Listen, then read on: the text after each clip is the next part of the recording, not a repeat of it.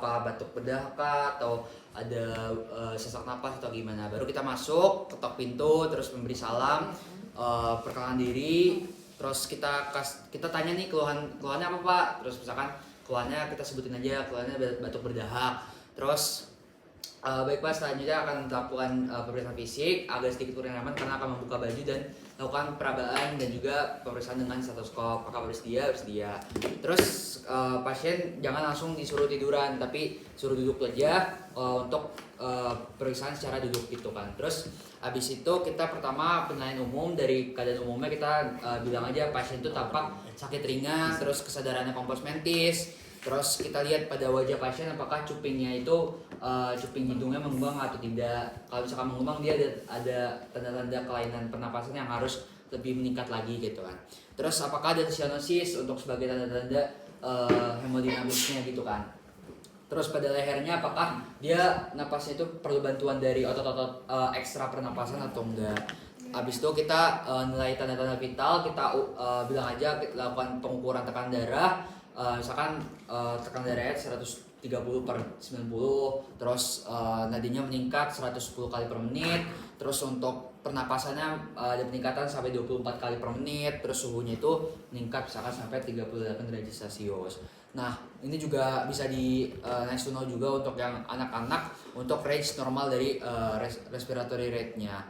Habis itu kita lakukan pemeriksaan fisik dari mulai kepala. Di kepala itu kita nilai dari matanya. Matanya itu apakah dia itu konjungtiva anemis apa enggak, terus kelarannya iterik atau tidak, terus apakah dia cekung apa enggak.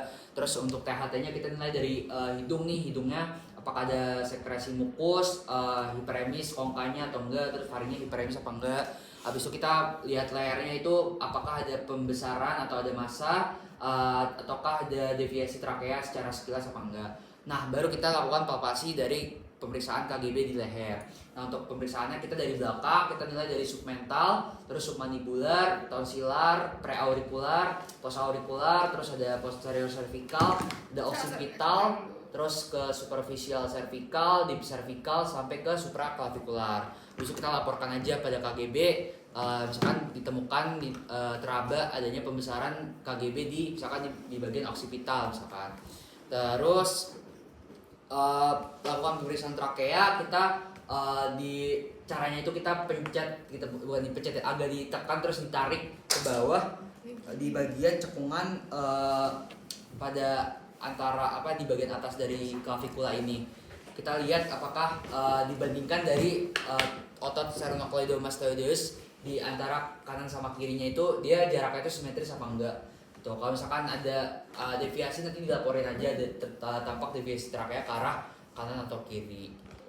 Habis itu kita baru nyuruh pasien silakan untuk ke bed pemeriksaan, lalu sedikit dibuka bajunya.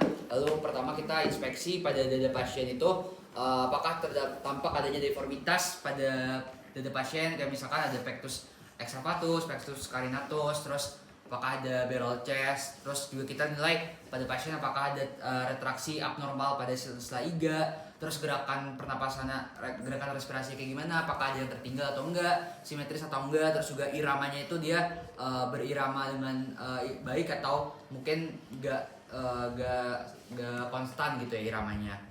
Dilihat juga perbandingan antara posterior sama antara posterior sama transversalnya. Jadi antara posterior tuh kayak sininya sama transversal tuh kesini. Dia 1:2, which is berarti antara posteriornya itu dia lebih pendek dibandingkan transversalnya. Kalau misalkan dia 1:1 atau kayak panjangnya sama nih, itu berarti dia biasanya ada kelainan bentuk dada gitu. Habis itu kita lakukan setelah itu kan inspeksi udah selesai semua. Terus kita palpasi itu pertama kita ada 2 kali. Yang pertama itu kita nilai ekspansi dari pengembangan pergerakan dadanya. Nah, kita letakkan si jempolnya itu di bagian apex paru.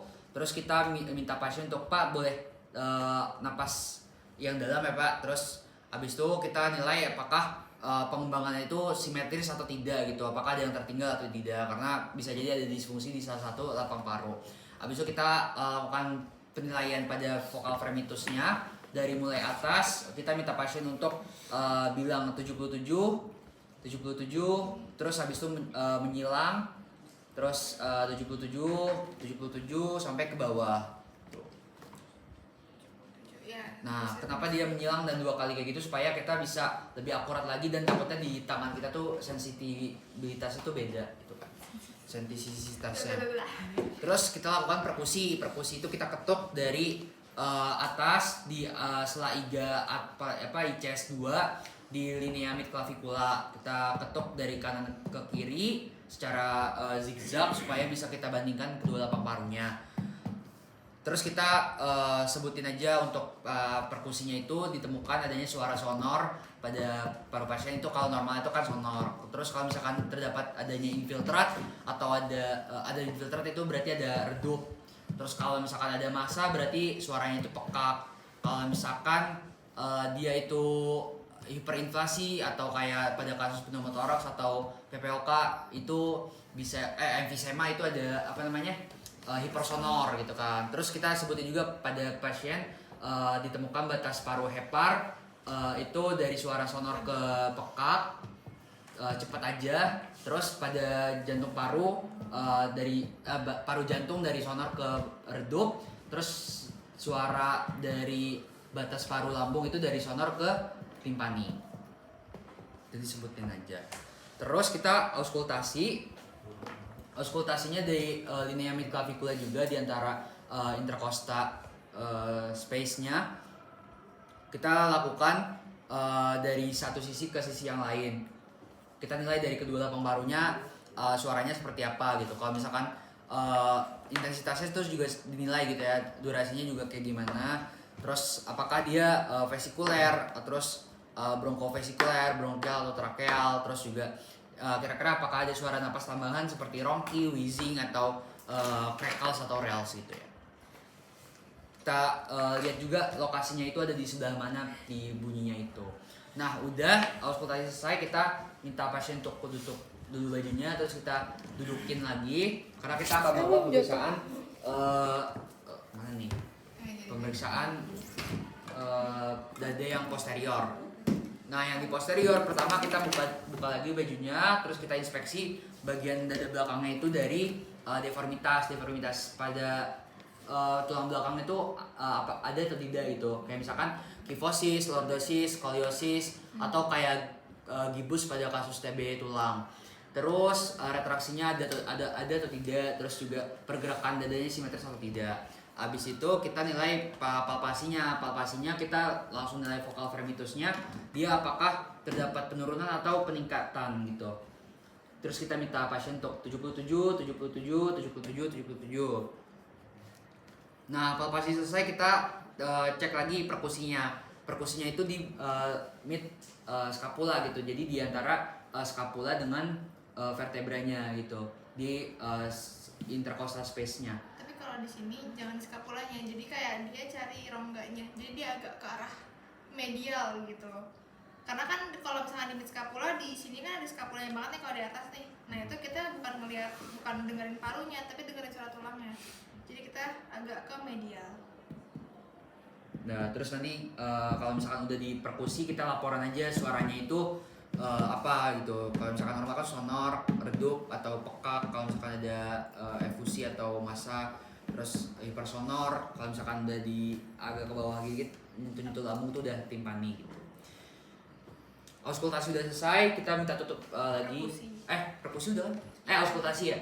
Sekarang auskultasi dari titik-titiknya di mid scapula secara zigzag dari kanan ke kiri ke bawah, atas ke bawah. Terus kita laporkan suaranya itu dia vesikuler, bronkofesikuler, terus ada suara tambahan atau enggak gitu ya. Terus sudah auskultasi selesai, kita lakukan pemeriksaan ekstremitas nih, jangan lupa gitu, karena ada indikasi klinis juga yang mengarah di ekstremitas. Pertama dari clubbing finger, kita minta pasien tuh kayak gini untuk menyentuhkan jari-jarinya. Kalau misalkan dia masih ada rongga masih normal. Kalau misalkan pangkal kukunya itu dia ruas jarinya itu bersentuhan berarti dia clubbing finger. Terus kita cek apakah ada edem pada tungkai bawah, tungkai atas. Terus apakah ada capillary refill time-nya lebih kurang dari 2 detik atau lebih dari 2 detik. Kalau misalkan abnormal dia lebih dari 2 detik baru mengisi kembali. Terus pada jari-jarinya apakah ada nikotin stain, itu kayak residu dari nikotin akibat merokok. Tuh, jadi warnanya itu kuning kecoklatan gitu ya. Udah, kita minta pasien duduk ke meja konsultasi lagi. Kita recap lagi hasil dari pemeriksaan fisiknya. Kita cuci tangan dulu, nama lengkap menurut anjuran WHO. Terus kita laporkan lagi tadi hasilnya tadi ditemukan dadanya itu asimetris, ada retraksi atau penarikan otot-otot. Kemudian ketika dipalpasi vokal fremitusnya menurun, tanda-tanda adanya infiltrat, terus perkusinya suaranya meredup, tanda-tanda ada cairan. Kemudian auskultasi ada misalkan ronki gitu ya, ada serak-serak basah pada dada bapak. Nah, selanjutnya akan dilakukan pemeriksaan penunjang gitu untuk penegakan penyakitnya. Apakah ditanyakan? Tidak ada, dicatat di rekam medis. Sudah selesai. Terima kasih.